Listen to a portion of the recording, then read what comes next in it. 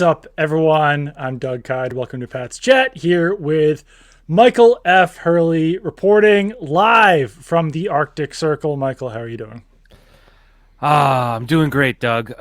You should know this. Your intro was fine, but your what and what's up got a little pixelated, audio pixelated. So give another what's up for the people because they deserve better. What's up? There we go. That All was right. that was a little loud. That was pitchy. I'm actually doing poorly, you asked. We've talked about this. I think it was off air. Is podcast on air about how cold brew messes us up?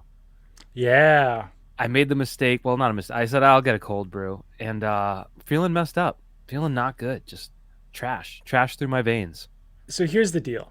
Right now at Dunkin' Donuts, I'm still going to call it $2. Dunkin' Donuts. It's $2, That's why I and did regular coffee is like Outrageous. $3.30, something like that. If you're getting a medium. Mm-hmm.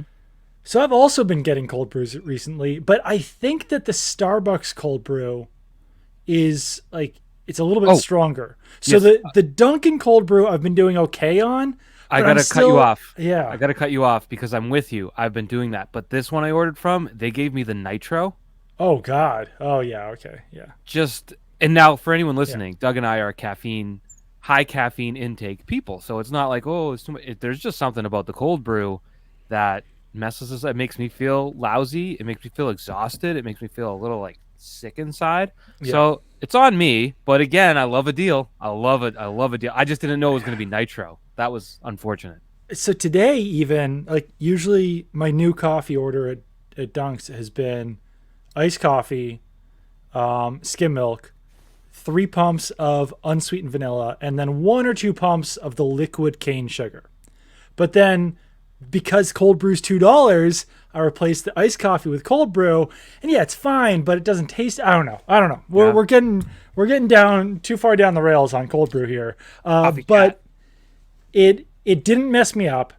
But yeah, for me, like a Starbucks cold brew or a nitro cold brew will make me feel kind of lightheaded, will make me feel a little bit dizzy, and I could have literally 1,000 milligrams of any other type of caffeine, like energy drinks, Coke, iced coffee, whatever it is, and I'm fine. But there's something about some cold brews that just make me feel like there's something very, very wrong with me.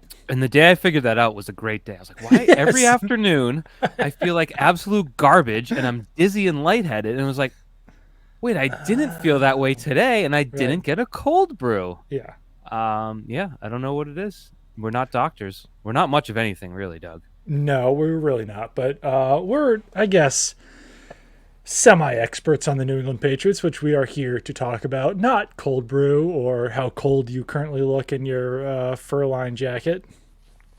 It's a good jacket. Yep. Looks like we're back in Minneapolis for Super Bowl 52. Was that 52? Yes. 52. Malcolm Butler did not play, if we want to discuss that. Oh, yeah, he didn't. Well, let's talk about cornerbacks for a second. Okay. Because Devin McCourty was on Good Morning Football. He joined his brother, Jason McCourty. And just for the record, Jason McCourty, great guy, very personable, good on Good Morning Football. But Devin McCourty is going to be a star on TV. Devin McCourty is going to be one of the all-time greats on TV, I think. Because I was wondering that today. I'm like, is there a national appetite for McCourty brothers in tandem? Or, I don't know. We live in New England where Devin already is a star. I don't know nationally that anyone's like, oh, yeah, I get to hear from Devin McCourty. I genuinely am not sure. But you say so. So if you say so, you're a semi-expert. I mean, I just think that he's more emphatic. He's more fiery. I think he's stronger in his opinions than Jason McCourty is. Okay. I think that obviously they both have their strengths as human beings, but I don't know. I just think that Devin McCourty was also just always the better quote. I don't know. I'm curious to see how it all works. But I have a McCourty twins take, Yes. and that is yes. what. For some reason, my chair, I have the back of my chair locked in place. Somehow it got unlocked, so I thought I was about to tip over in my chair because now it goes all the way back. But yeah, Could have gone viral. Yeah. My take, the year that they were together, and they play pranks and say I'm Devin. I don't think they look that much alike. I mean, they look alike, but I never had trouble. They don't. There's at no point are you like, which one is that? Never. Right. Yeah. Anyone who says that they can't tell them apart, probably doesn't have like that great of eyesight or something. Maybe I don't know. Like they sound alike. Obviously, they're twins, so they look alike. But not to get like Devin has kind of a rounder face. Jason's got eyes, like kind of a talk more different. Yeah.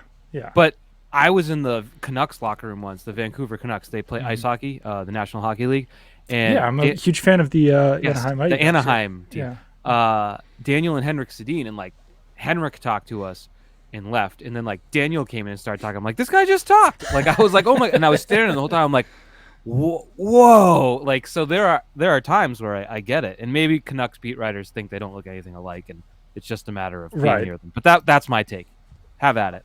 But Devin McCourty was on Good Morning Football today, and the segment was that like Jason and Devin were both supposed to make the case for whether Jalen Ramsey would push the Detroit Lions over the top and into Super Bowl contention or something. And like Jason McCourty played along, but then Devin McCourty was just like, no, he's coming to the Patriots. Like the Patriots need him. He's going to win a Super Bowl with the Patriots, go on the duck boats, go on a Super Bowl parade. And like, I don't know. I mean, obviously if there's any player in the Patriots locker room who might know what like the front office was thinking or something like that, it would probably be Devin McCourty. I'm not sure if this is necessarily the case here. I do want to talk about something in a second, which like maybe he would have some intel on. But I don't think the Patriots necessarily need like to invest all of their money or draft picks or anything on defense this offseason.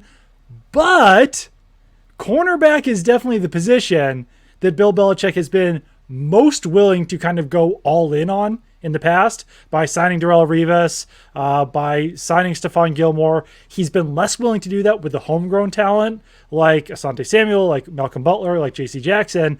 But I don't know, as far as splash moves that have been discussed this offseason, a trade for Jalen Ramsey would be among the least shocking to me, I would say. Tell me if I'm off here. Mm-hmm. Now, there are, through the course of, let's just even look at the past 10, 15 years, there's very brief meteoric rises of these cornerbacks where they're the best cornerback in the league. Sometimes, like, Revis might have had 3 years. But for the most part, you have like a year and a half. I feel like Ramsey is past his. Am I wrong? I feel like his peak was maybe a year ago. You might be right. I do think that he and that entire Rams team was harmed by other injuries that were going around. The Rams did kind of a weird thing with him where they play him in the slot a lot, even though he was, one of the better outside cornerbacks. But no, I think there's definitely, that would be my case against it. Wasn't he getting cooked in the Super Bowl too? Possibly. He's 28 now. So when they signed Stephon Gilmore, he was probably around like 25, 26, something like that. When they signed Darrelle Revis, he was obviously Ramsey's little bit 28. Older. Revis was probably around 29, 30, somewhere around 30, there. But he was also had that like rehab season. And he was 20. also he was 29. He was 29. So, yeah. You want a Gilmore age? Can I guess it? They signed him in 2017, right? Yeah. I think he was born in 1990, so 26 or 27. Stephon Gilmore was born in Rock Hill, South Carolina in the year 1990. Yeah. So you're right. So 26 or 27? Cool. I was trying to be dramatic about it. And then you were just kind of confusing about it.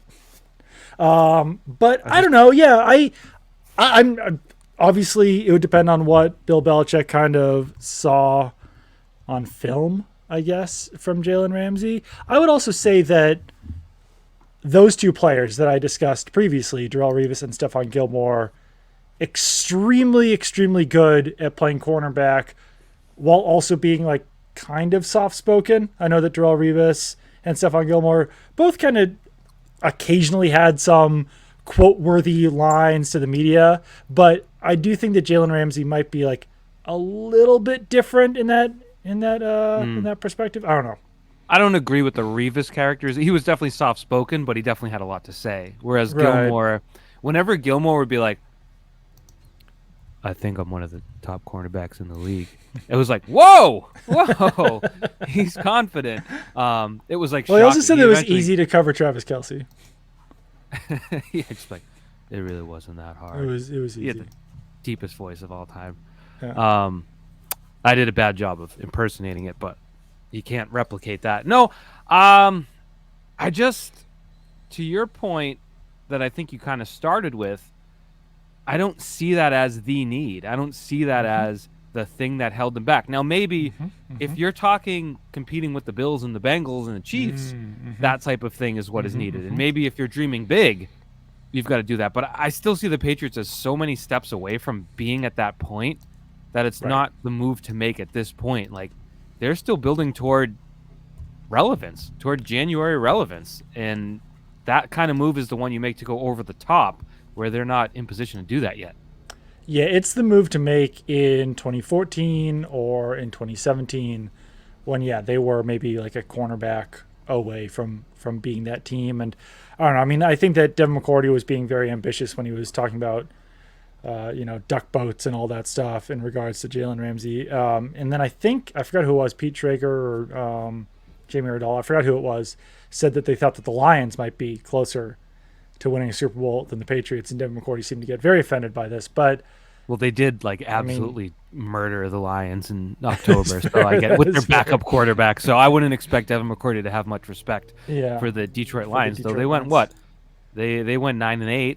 They had a very good offense and a very bad defense. So do the math, get some defensive players. Ramsey. Yeah. Maybe they could take a leap, but I digress. Devin McCourty also said that he thinks the Patriots will add a wide receiver this offseason, which I mean, maybe that's just him being like us and being like, yeah, I think they add a wide receiver. But like, I thought it was just like kind of noteworthy to hear Devin McCourty, who's still officially a member of the Patriots, he's not a free agent yet, say that he thinks the Patriots will add a wide receiver. And then he threw in that he hopes that Jacoby Myers will be back too. So that was him making those statements with different wording, obviously. I don't know. I don't want to read too much into Devin McCourty saying that, but maybe it changes my perspective of whether or not the Patriots are going to add a wide receiver to like 25% certainty to 26% certainty or something. I thought it was noteworthy, at least. Yeah, and it was kind of funny. He talked about, it was mostly the Mac Jones answer. Right. He talked about how it wasn't a great situation for Mac last year, and he talked about Patricia, Judge, and Belichick all like not having experience coaching offense, which is, I mean, didn't he say something during the bye week when he was on CBS, something to the effect of like, Matt Patricia's calling plays, don't judge Mac Jones, something to that effect. The one that I remember was that he was talking to Xavier McKinney and saying how different the vibe with the Giants was. Yeah, that's from Joe Judge to Brian Daboll. Yes. So that's what I was thinking of. So I mean, that stood out. And then he said in that line, he's going to have stability with him, and they're going to add a receiver. It's like, man, there's a whole receiver room, just like Dev. What the hell? Like Devontae Parker and Nelson. I mean, well, Aguilar's probably not going to be a part of it, but Kendrick Bourne, just like, hey, Thornton, come on, man, what the hell? So, it's real. I mean, if you go on TV, you can't just sit there and say everything. My team's great. Right. He's someone, and when you go 8-9, you're 8-9. So you need sort of a straight talking. Maybe that's a peek behind the curtain to his leadership style of being straightforward. No, definitely. And I mean, I know that everyone's talked this to death. Tej Seth put out a stat today, the amount of money spent on offensive supporting cast in 2022, and the New England Patriots were number one at $91.1 million. I'm assuming offensive supporting cast is only receivers and tight ends and running backs. I'm assuming that doesn't include offensive line. But, I mean, obviously there's like a lot. Just to follow up, he did reply. He said everything besides quarterback. Okay. So offensive line as well. I mean, obviously that's not good that the Patriots are number one and did not have a particularly good offense. I guess it makes me feel a little bit better that offensive line is included, that you've got like Trent Brown and David Andrews in there. But I mean, Michael Onwenu was cheap. Yeah. Let's play a game. Do you like rating offenses by yards or points? I guess My simple answer would probably be neither. I would probably go with something like EPA per play or DVOA. All right, well, let's keep it simple, nerd. That's so tough. Let's just do yards. Okay, sure, yards. I was gonna say so points, the Patriots do yards. Well, in yards, the Patriots were the 26th ranked offense. It's not good. In yards. It's not. That's not good. Having the most money spent on non-quarterbacks. Yeah. Second on that list was Dallas. Dallas had the Nichols learns how to type. Dallas was 11th. Third on that list was the Chargers. They were 9th. Fourth on that list were the Jets. Not so good. They were still 25th, so they're Arizona, probably not so good. 22nd, and then Jacksonville, who had the 10th in yards. So it's kind of a mixed bag there. Well, everyone's still above them, right? Correct. Yeah. Correct. Pittsburgh, on the other hand, had 42.4 million, and they were better than the Patriots. They were 23rd. So you can play with Kenny Pickett and the cheapest offense in the world and be better than the Patriots. So I don't know, Doug. They had players. They had no coaching. They had no scheme. Well, they had money. I don't know. I don't even know how much they had players. They had players to be the 16th offense in the league. They shouldn't have been the 26th. Is the point. Yeah. I still go to coaching on that. And to some degree, quarterback play. I don't think that Mac Jones is without blame in this as well. But I mean, I would even just say before the season, I remember Bill Barnwell put out ranking offensive skill position groups, and the Patriots were in the low 20s on his list. And I probably thought at the time oh, that seems kind of low, but I'd say that wound up being fair. I mean, Devontae Parker didn't exactly light the world on fire. Hunter Henry nor Jonnu Smith had the rebound that a lot of people expected them to. Kendrick Bourne somehow was in MIA all season. Jacoby Myers was Jacoby Myers, but no one ascended higher than anyone thought they would other than Ramondre Stevenson. And at least in the passing game, there's only so much that an early down back can contribute through the air. I don't know. Yeah. So yeah, he led the team in receptions. That's Ramondre Stevenson did? He had 69 receptions, 2 more than Jacoby Myers. And that's insane. just, and then, so Myers had 67, and then it was Henry at 41.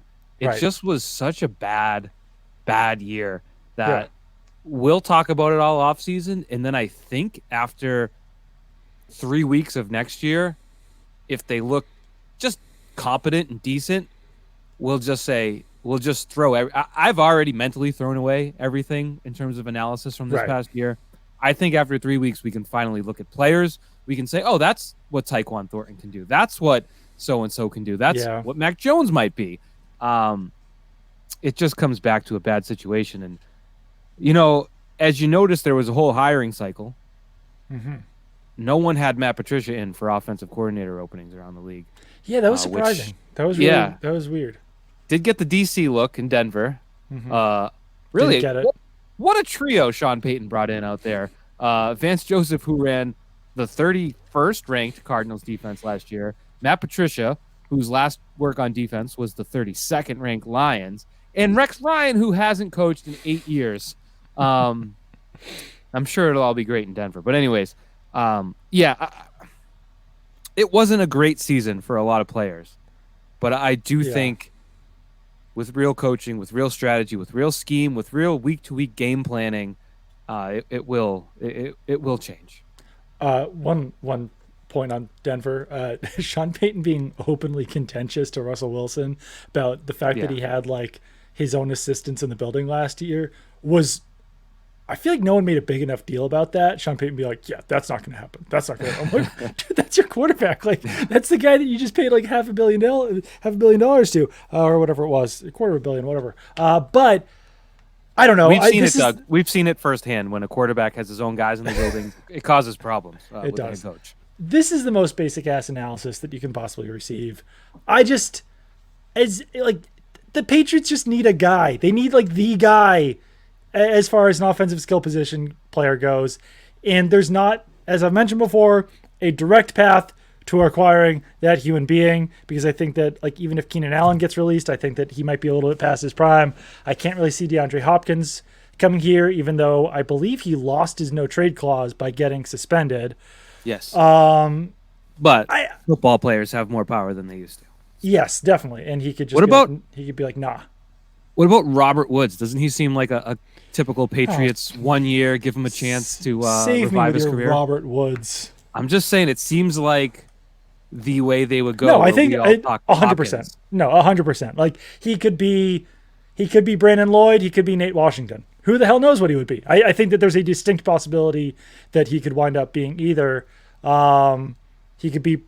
I guess he's a different kind of player than Brandon Lloyd. But yeah, and Brandon LaFell. The best possible scenario would be him to be like that random Brandon Lloyd season in 2012, right? Mm-hmm. Yeah. Yeah. Or I mean, no, I like the LaFell one too. That he won a Super Bowl. So he did. He was just like he was a second Didn't he- contract player, whereas didn't he Robert catch a Woods is touchdown? 30. third. Yeah. Didn't he catch a touchdown in the Super Bowl? I believe he did. He might have. I don't Yeah, know. I think the first one. I think the first Patriots touchdown was to LaFell. We're not He's going to kinda- look it up. It was weird that Brandon LaFell only just got worse from that point. Well, he Wasn't got hurt. He hurt his knee in like week 2 the next year, and just really couldn't do much. It affected he couldn't catch. It's a It was weird in his memory you head. got there. Well, yeah. If you're trying to catch with your knee, that's a problem. You shouldn't be doing Well, that. he used to have 2, and then when one was no good, it's a tough squeeze. It's a tough squeeze. Yeah, it is a tough squeeze. You can't catch with one knee. You can catch with two knees. Yeah. Can't catch with one. That's what I always say. I don't know. Yeah, I could see that. I think that you can I don't know talk that me into he'd Robert want Woods. I don't know but that Robert Woods would be super interested in coming to New England. I don't know how It's many not like options the he's old gonna days. Yeah, I We'll don't. see. I don't know if people are gonna be like knocking down Robert Woods' door to get him to sign to their team. It's possible, but I kind of think that it's kind of a player on the downside, and I don't know. It just adds like one more of those starting caliber S guys, but I do think that he's probably better than like Nelson Aguilar if you're comparing him to another USC wide receiver. Probably. But I don't know. I think we've talked enough about that. What else did Devin McCourty say? So this kind of goes to my point of Devin McCourty being good on TV, is that when I first heard him talk about Mac Jones and like all the confidence he has in him and everything like that, I was like, wow, that was strong. That was impassioned. Like he really defended Mac Jones. And then I transcribed his quote. And I was like, oh, he didn't really say that much about Mac Jones, but it was impassioned. It was kind of fiery. He really did go to bat for Mac Jones, which I don't know if it really means anything. Maybe it means more if Devin McCourty actually plans on retiring rather than playing this season, which still seems up in the air. At the same time, like Devin McCourty did say during the bye week that Xavier McKinney was talking about how much better the locker room was with Brian Dable than Joe Judge. So like maybe he does kind of have a truth serum when he talks to the media. Yeah, and to your point, he didn't have to go that far. He could have said, Mac's a good leader. Right. We Yeah. believe in Mac. It wasn't his fault. But to go on and on and on and on and say the sky's the limit, Mac is Right. the future, to throw his sponsor in there, that was nice of him to do, throw the Noble, which I still don't really know what Noble is. Yeah. But it was extra, where he is not even under employment as of March, 13th, with the team. So he could have just given a stock answer. So I think the fact that he did make that push and kind of put his own neck on the line, his own reputation on the line, I think that says something. It doesn't necessarily mean Mac is a player that's going to be an excellent player, but I think he defended at least his work ethic, his character, whether he should be allowed to trip people. That's fine with Devin McCourty. He likes it. It's just trying to win. So He's pro tripping. it was definitely Not the same kind of extra. tripping as Aaron Rodgers, but he's pro tripping. Yes, good one. Thank you. Good one. Good drug joke. I was proud of that one. I don't know where to go from there. So So I'm no gonna leave bull. it to you. No bull. No bull. is all, Bull. it's in all. So it's NOBULL, and it appears that it's all in capitals. So it's no bull. So is it like kind of a pun on like no like bull crap, but then also I like, think it's like no noble. excuses. Is it also like NOBLE noble? See, that would be next level. I think it's more like no BS. Just Right. go out and sweat and get your exercise Is it a on. shoe company? Is it a clothing company? I think it started as a shoe company, but now they make athletic wear. This could be totally wrong. That's my spiel on Noble because, as I mentioned, I don't know what Noble is. Have you ever seen someone wearing Noble? Is Noble? Noble apparel, training gear without the bull. Noble. They've got Deuce Vaughn. I just googled it, and the shoes that popped up are like extremely fluorescent. I wasn't expecting that. Good. I'm not gonna lie. There's some bull in those shoes. Yeah, that's a little bully. If it's no bull, just get the work done. Right, you're not going to want to flash. These black ones, that's no bull. That's about as no bull as you can get. These pink and like the that's a ton of bull. Like tie dye. Dan Flash. This is like Dan Flash's shoes. It's true. You've really got them pinned down now. I would hope that the no bull people clear up whether they wanted to play on the words with no bull, and whether they agree that there's some bull in those sneakers, because that's a lot of bull in my mind. A lot of bull in some of these shoes. I mean, some of them are decent, but anyway, I don't know. Good for Mac Jones for being the face of no bull. Yes. Though when you go to the website, he's not it's Deuce Vaughn. Yeah. Poor Mac. You know what I think it was? I think it was CrossFit. I think it was a CrossFit type company. Okay. That's why neither you nor I know much about it. No. There's a lot of exertion involved with that, and I'm just past that. I'm past that in my life. I like some of these shoes, though. Some of these are okay, but this is good free advertising. If Noble wants to pay us retroactively for all of this wonderful advertising, I think that would be fair. Yeah, no, I think that's fair. Even though we said that we compared them to Dan Flash's as a shoe Where company. is Mac Jones though? Like, I just scrolled through the whole website. I don't see McCorkle anywhere.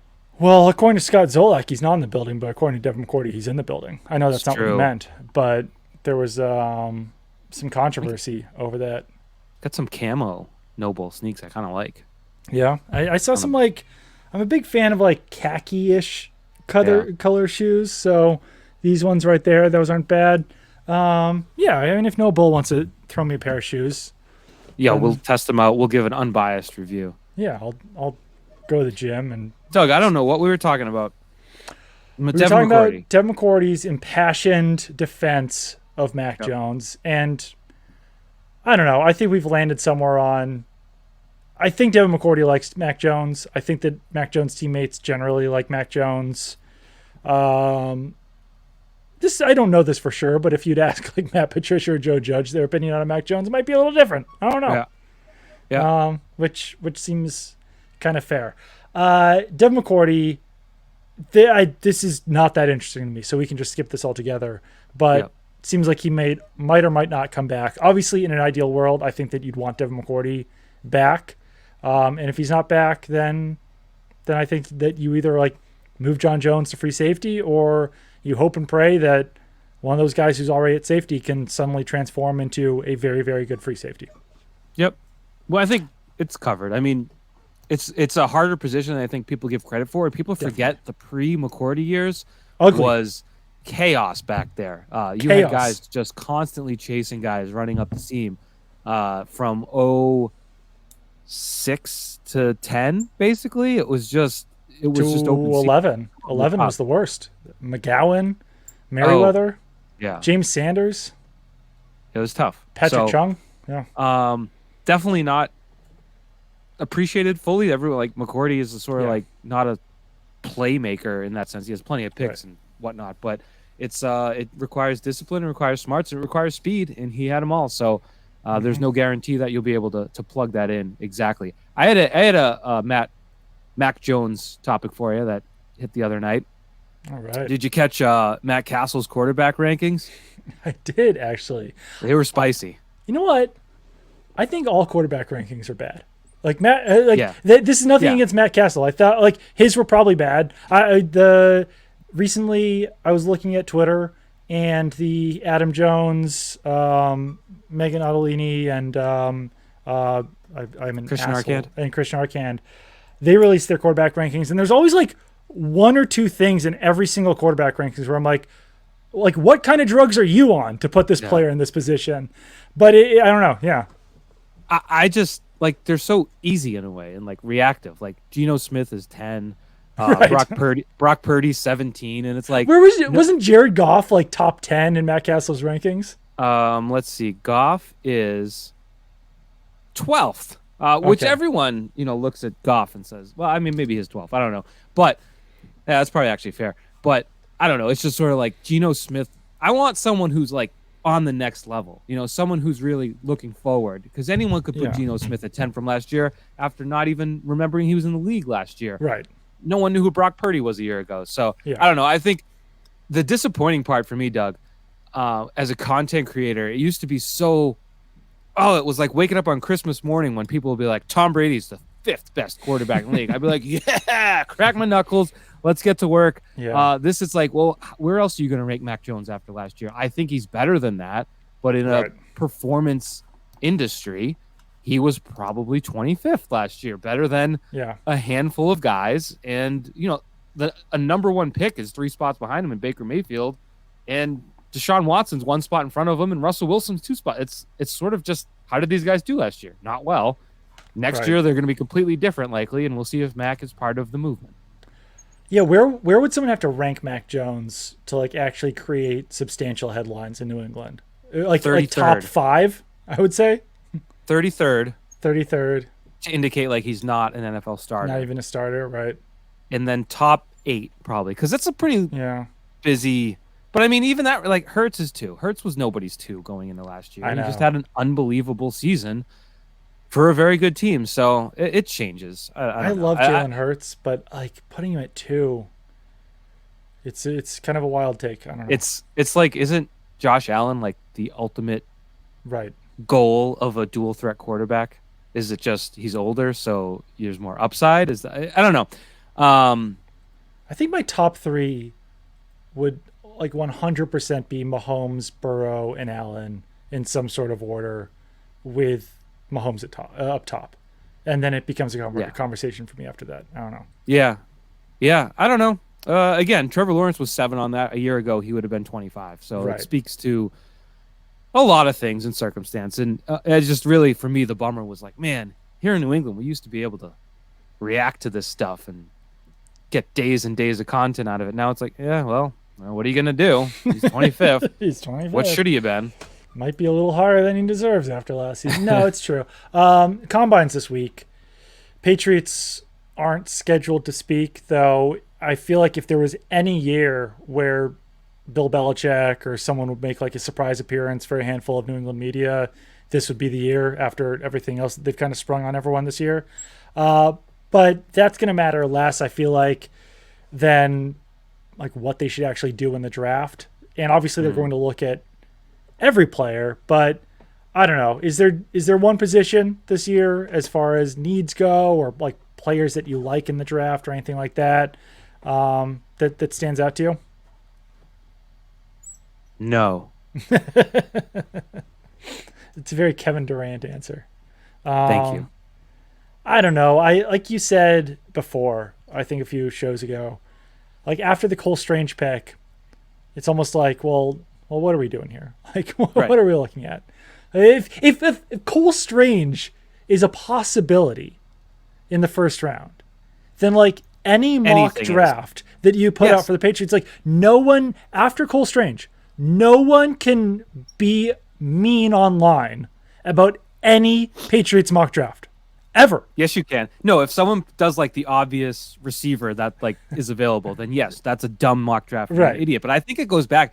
I think there's an element of Bill Belichick that like hates the industry that draft analysis, predictions, everything has become, because it started with the Joe Cardona pick in the 5th round, if I'm not mistaken. Yes. Trading up for Jake Bailey. Yeah. Kyle Duggar out of Lenore Ryan, which when it came on my screen, I think it was who's the guy that always just breaks news on Twitter? Adam Schefter. No, a lesser known guy, and I'm always like, who's he? Jordan Jordan Schultz. Yes. I feel like he had it that first, and I was like, all right, that's fake.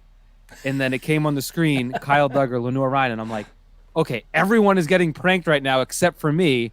And then sure enough, they kept talking about it, and it was real. That, and then ultimately a guard out of Tennessee, Chattanooga. And none of that is to say they're bad picks or weren't good players. It's just it's disheartening in the prognostication analysis area to even bother half the time, because it's like, Right. you know what? I remember asking Belichick once, like, how did you even find Malcolm Butler at West Alabama? And he obviously didn't say. But, like, No. I'd love to know how that tape got in front of his eyes. Like, Right. there's so many things. Like, who's watching the guard at Chattanooga? I know Right. Duggar was on draft boards, Mhm. not high second round, but you get the point. Like, I understand it to a certain degree, but, man, some of those moves I think were made just to be like, hey, nice mock draft, you loser. Right, and also just kind of like discounting the value of, like, this is on more Cardona than it would be on Duggar or Strange, but like discounting the value of 5th, 6th, and 7th round picks, where it's just like, all right, we'll just take anyone at this point. Like, we'll take the guy that we like the most, even if no one else is possibly going to draft him. The 1st and 2nd round stuff is less defensible, I think. And obviously, we'll see how Cole Strange winds up doing. Fun fact: Jordan Schultz, nice guy, by the way. Did you know he's the son of Howard Schultz, the former Starbucks CEO? No, now I do. It's a fun fact. Let's do this, Doug. Not to totally dismiss your point. We'll go. There was no point. We'll go. Was that conventional or unconventional? And we'll look at maybe the top 2 picks Belichick has made every year. Okay. Okay. Yep. How far do you want to go back? Like to the beginning? I think that's It'll be quick. tough. Yeah, Well, I mean, we'll we see can. how we I just develop. don't know. I don't know if Adrian Clem was a conventional pick. Yeah, Clem at 46. We'll say that's unconventional for a team that was. Would the Patriots go in 1999? We're off to a blazing start. 7 I and stopped 9, 8 and 8. I 8 think and they're 8. 8 and 8. Yeah. 8 and 8. Yeah. Okay, so that's unconventional, I would say. All right, 2001. Richard Seymour, Matt Light. I think that Seymour was slightly unconventional, just because, I mean, I remember like, this isn't the best like indication of this, but didn't Ron Board just like completely rip that pick? And Seymour wasn't much of a playmaker. He named David. I remember David Terrell was someone that should have been picked instead. I'm looking at some other guys that went later, but I mean, a DN from Georgia, not all that off the board. Matt Light, a tackle out of Purdue, good pick. I don't think that was surprising. The next year, you had Daniel Graham and Deion Branch. Not unconventional, I don't think. I'd say conventional. Once again, I don't mean to crap on your game here, but until we get to like 2010, maybe, I'm not going to have the best idea of this. But yes. Fine. Next year, 03, Ty Warren, Eugene Wilson. That's Eugene Wilson, maybe. I don't know where he was ranked, but at 36 overall out of Illinois, kind of. Ty Warren also, like, obviously the value was a lot different back in these days, but that's another interior defensive lineman who wasn't exactly a playmaker in college. Ended up with 20 and a half sacks. Good for him. He had Wilfork Watson in the first round in 04. Big schools, big players. Not surprised. Not like no names. Right. At least Wilfork was definitely conventional. I think that Watson was as well. Yeah. So I think 05, maybe you go off the board with Mankins out of Fresno State. That is somewhat similar to not Chattanooga, but I'd say that's in that ballpark. I also kind of seem to remember it's like, oh wow, either an undersized tackle or like a guard in the first round. That's a little bit surprising. Yeah. I don't think that Mankins necessarily was like a lock first rounder that year. Yeah, I mean they got him at 32, so right. That's probably the first that was assigned. The next year you had Lawrence Maroney and Chad Jackson. Those are just not great picks.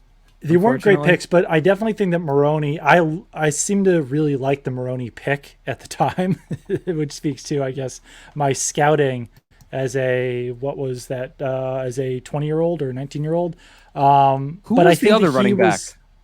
It was Marion Barber. Yeah, they got the wrong one, right? Kind of, yeah.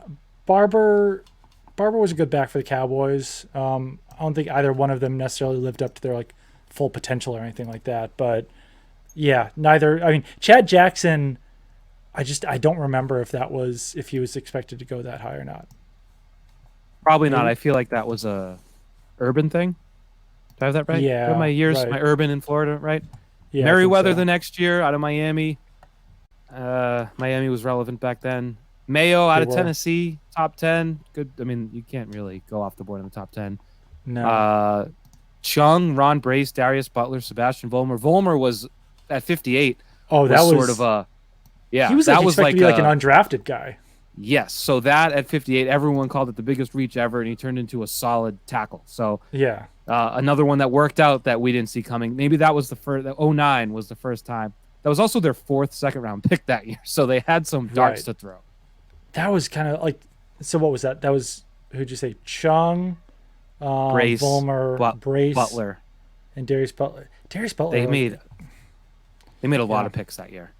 They They did also make a lot of had picks. Brandon Tate, Tyrone McKenzie, Rich Ornberger, George Bussey, Jake Ingram, Myron Pryor, Julian Edelman, Darryl Richard. Busy draft. Julian Edelman and Vollmer really kind of saved that draft because obviously Chung wound up being a good player, but it took bringing him back for that to happen. Yeah. The next year, I think McCourty might fit into that. There weren't many Rutgers players in 2010. Who was the Boise State cornerback that won in the first round? Kyle something. He wasn't as good of a player, but I think that he was That same year. the expected cornerback to go next, and then they wound up going with McCourty instead. Yeah. I got you. They go DB. I forget. Let's see. Wound up Is going to he- the Jets. That would be Kyle Wilson. There out we of go. Boise State. Yep. Yeah, Patrick Robinson went at the end of the first round. A lot of DBs in the first 38 picks. There was 1, 2, 3, 4, 5, 6, 7, 8, 9, 10 defensive backs taken. So to get one that turned into a team Hall of Famer, pretty good. And then Gronkowski at 42, pretty Which with standard his, gamble, given the Right. back, but yeah, a worthwhile gamble. I yeah, think even when he dropped, he was still a second rounder. I think so. Yeah. Solder at 17, probably considered conventional. That Now was Razai pretty Dowling at 33, not chalk, not expected. So 1-1 there. Jones and Yeah. Hightower in 2012. I think those were both very like Chandler Jones wasn't expected to go that high early in that draft process, but then Michael Lombardi really started talking him up and was like, "Oh, I see what's happening here." And the Yeah. Patriots wound up taking him at 16, but 21. 21. Oh yeah, 21. they He traded. traded back from 16, right? Yes, and then they traded up for Hightower at Right. 25. Yeah. I'm not sure where they were, but Chandler Jones, 112 sacks of the quarterback in the NFL. Pretty good. That's a lot. Yeah, I have 0. Next year was Jamie Collins was their top pick out of Southern Miss. That was a surprise. Yeah, and then they took Dobson 7 picks later. So And that was They a were little just- bit of a surprise too, I think. I think that like both those guys were a little bit high. I will say I'm looking at NFLDraftScout.com. Razai Dowling was a projected late first to second to third round. I guess this is his projected high was in the late first. His projected low was in the second or third. So that'll probably even out to somewhere around like the middle of the second round. So yeah, he might have been a little bit of a reach. But sorry, Dobson Collins, Marshall. Right, Dobson was I think a little bit of a surprise. There was an incorrect stat that was put out after he was drafted. Oh, no that drops. said he had never dropped a pass, and like that was kind of ironic considering he eventually earned the nickname Aaron Dropson in New England. Keenan Allen still on the board at that time, but that's Oh, okay. no. So where do you put Dominique Easley as at 29? That was It seemed like a Gronkowski-esque gamble without the upside. yes. I had heard way back then that they were going to take him or that they were really interested in him or whatever it was. So like I think that eventually became a conventional pick, but only based on some of the reporting that was out there about him. I think that if you would like a couple weeks before that draft, that probably would have been viewed as unconventional because he had had so many injuries at Florida and, Intense injuries too, not like, a pulled calf, like right. devastating knee injuries.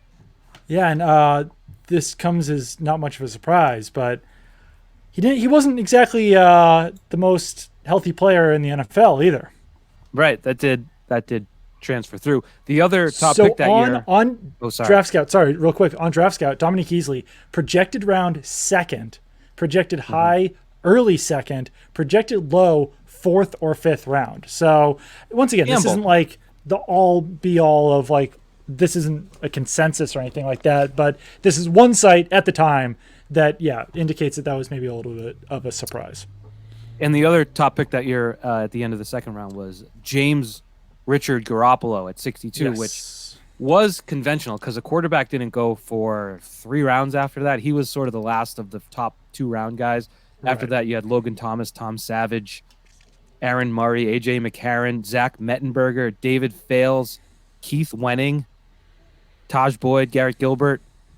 Not a lot. So that one was not off the board. Take a quarterback, he's there. Malcolm Brown, 2015. That was pretty probably more conventional. Yeah. Jordan Richards, late second. That was very unconventional. He was a 5th, 6th projection. And was picked because he's like a captain on the field. Didn't work out for him. The next year, Cyrus Jones at 60. Turns out Jordan Richards probably should have gone even lower than the 5th or 6th round. But not great. Cyrus Jones. I can't remember. That was very conventional. Okay. Like I think that everyone was like, yeah, they'll take him in the second round.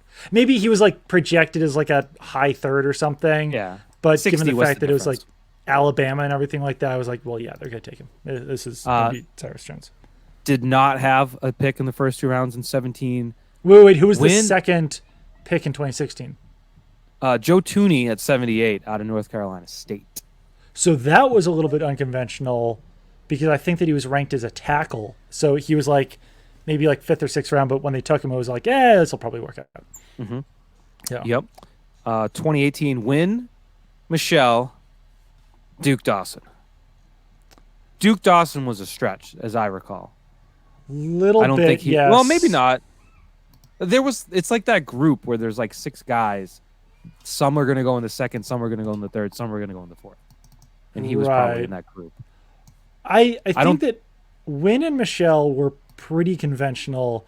I've probably talked about this before, but like since Isaiah Wynn on most like rankings was considered a guard, I just like never even considered him for the Patriots that year. And then when they took him, I was like, I have to learn who Isaiah Wynn is, basically, because I was so wildly unprepared for them to take him.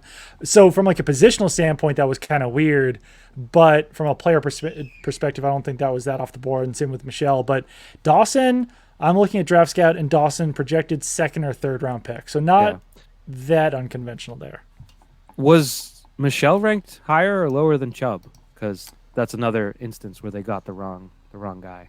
On this, he was ranked higher. It went Saquon Barkley, then Darius Geis, yikes, Sony Michel, Ronald Jones, Nick Chubb, Kerryon Johnson, Rashad Penny, Nyheim Hines. So Rashad Penny was like the reach of that year at running back because he went in the first round of the Seahawks. But looking at some of these names, I know that after that draft, it's like, oh, the Patriots could have had this guy or this guy or this guy or this guy. And it's like, that's my favorite activity, Doug.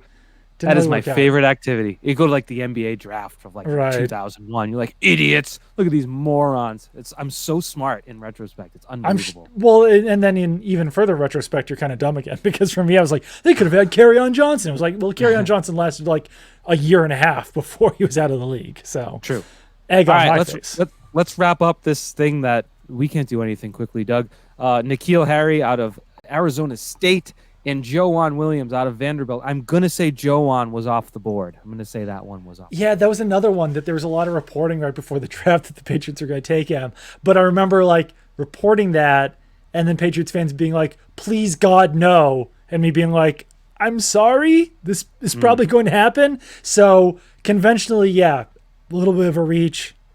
And N'Keal, I don't know, maybe a reach by like 2 or 3 picks. Like I think he was expected to be a first or early second round pick. Yeah, we'll look at some of the receivers. No one's ever covered this before. No. This has never been in done. 2019, Debo was on the board. AJ Brown was on the board. Nicole Hardman was on the board. Paris Campbell, DK Metcalf. Yeah, that's a big one.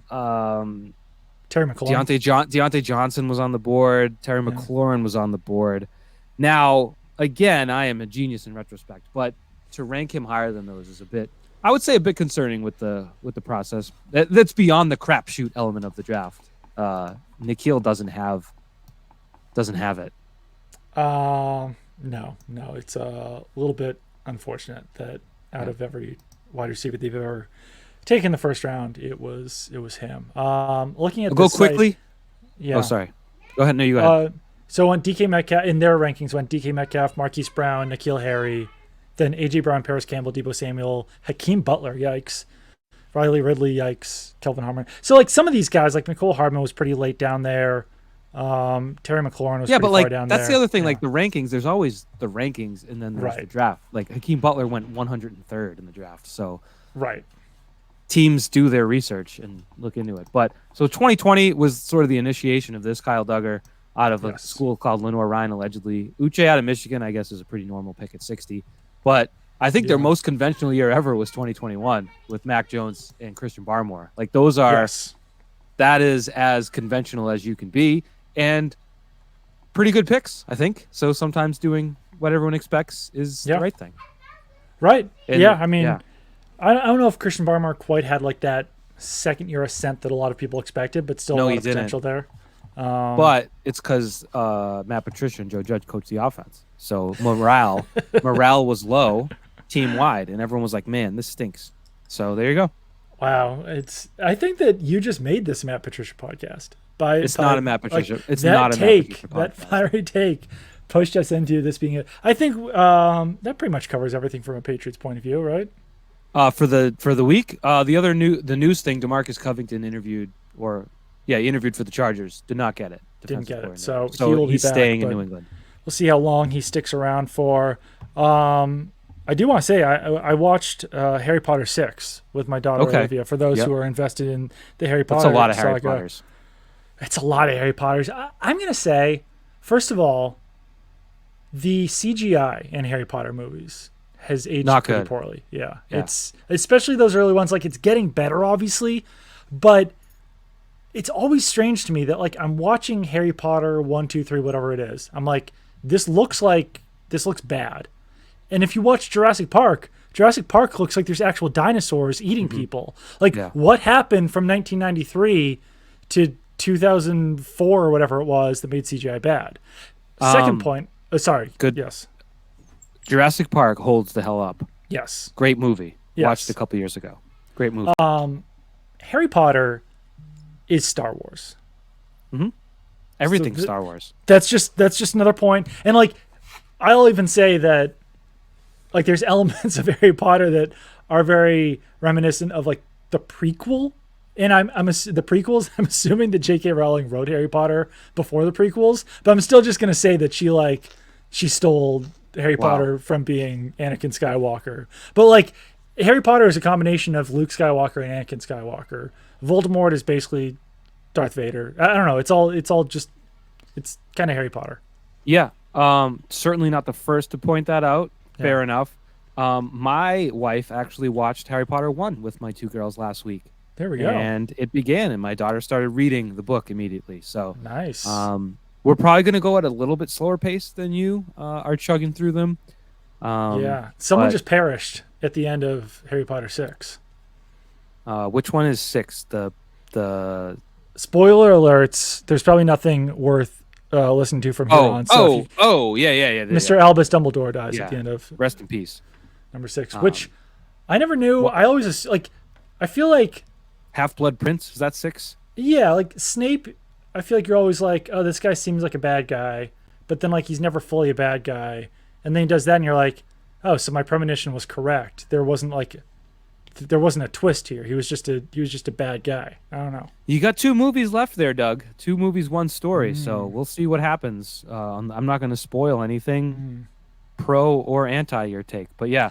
You know what? Also, my wife did. Well, my wife did mention in Harry Potter 1, there's a scene, I don't remember what, and it's like an animated Harry, and like you're not supposed to notice. Like it's a cartoon. He turns into a cartoon at one point, and it's just like, oh, the viewers won't notice this, and it's like, what was going on? What was that? 2002?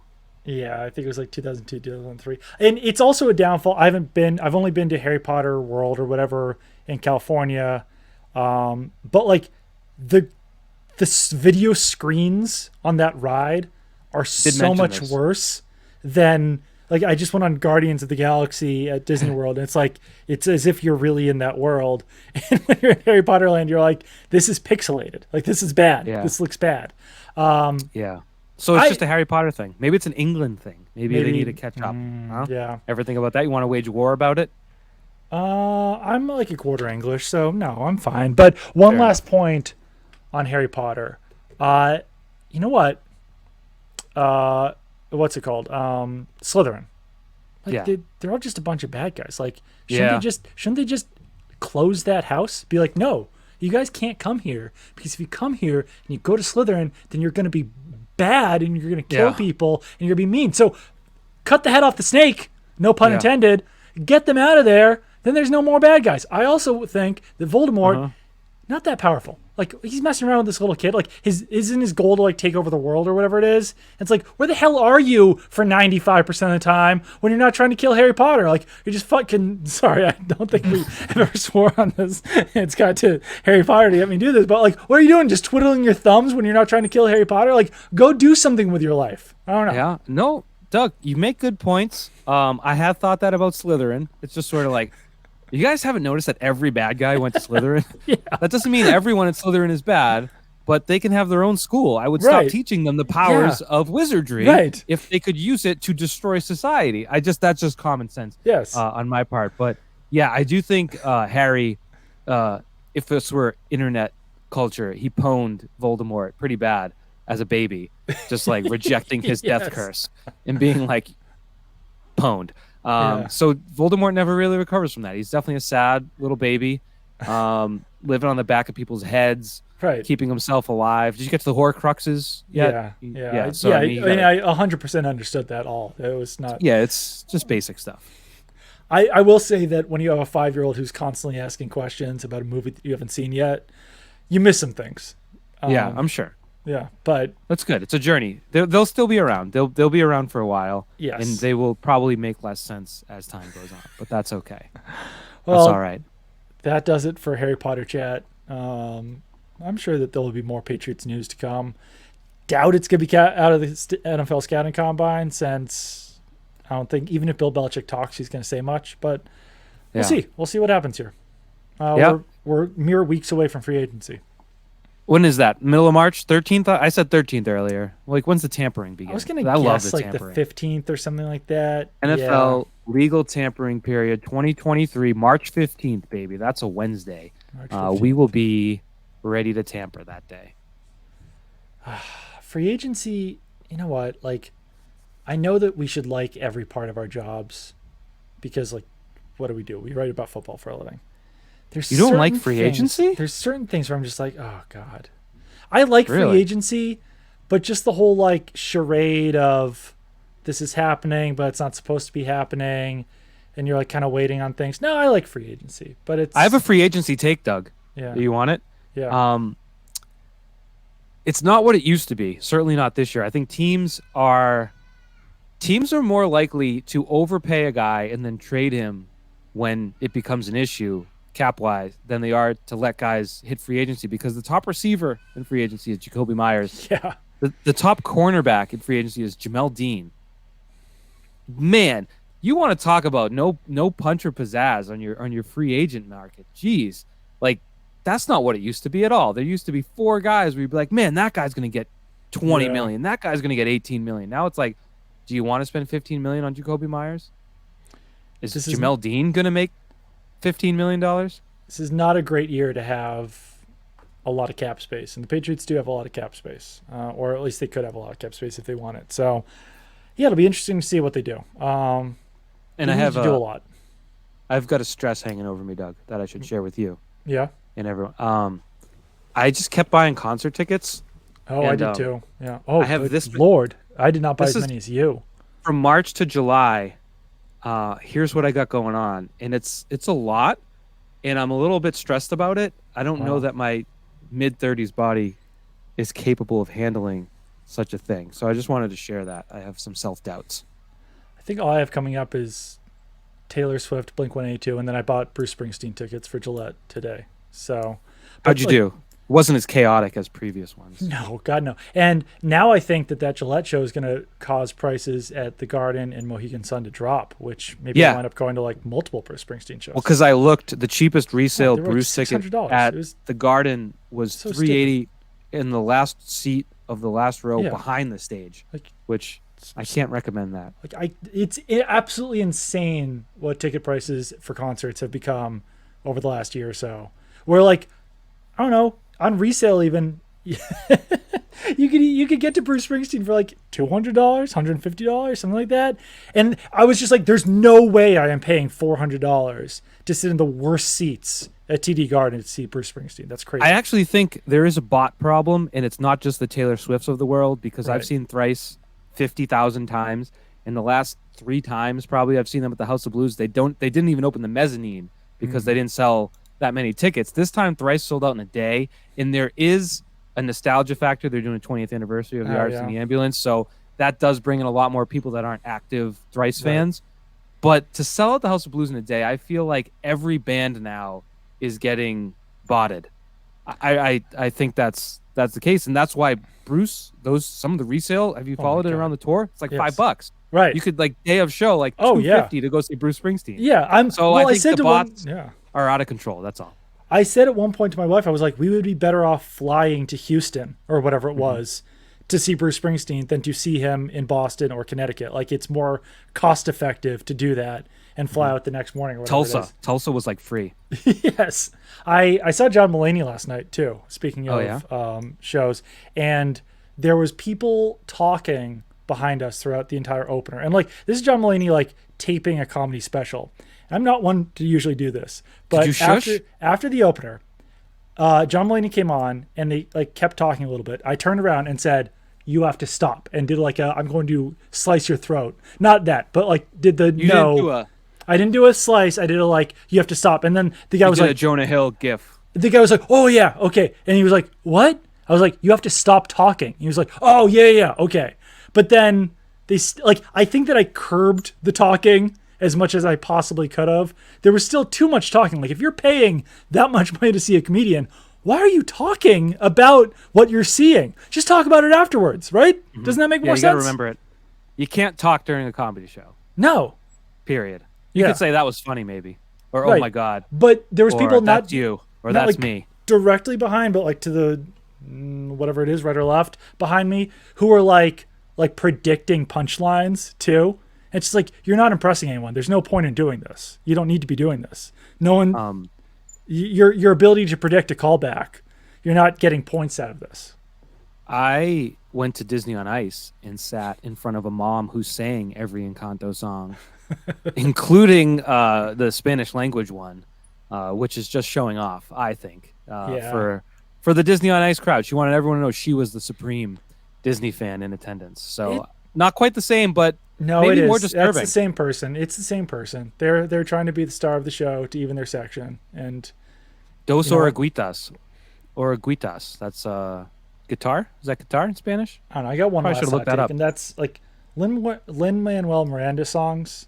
Beyond How Far I'll Go, they don't do anything for me.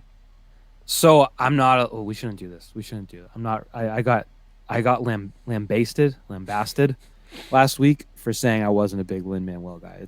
Did you get Lin-basted? I got Lin-basted. They suck. Yeah. Most of them suck. Like Hamilton, I don't know. I've never seen like I started watching Hamilton on Disney Plus. I was like, no, it's not for me. No, we can't do this. You want people to rate, subscribe, and like? It's not going to happen now. The podcast is over. It's been an honor serving all of the Patriots fans in Pat's chat, but Doug and I have been canceled. I'm proactively canceling us. Yeah. Isn't Lin-Manuel just amazing? Can we edit this in? He's like a genius. He's like a modern day Mozart. Have we been Lin Cancel Miranda? Now we have.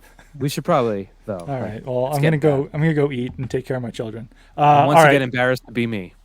Yeah. So rate, subscribe, and do all that fun stuff. This has been Pat's Chat, where we exclusively talk about the New England Patriots and Harry Potter and Lin-Manuel Miranda. Bye.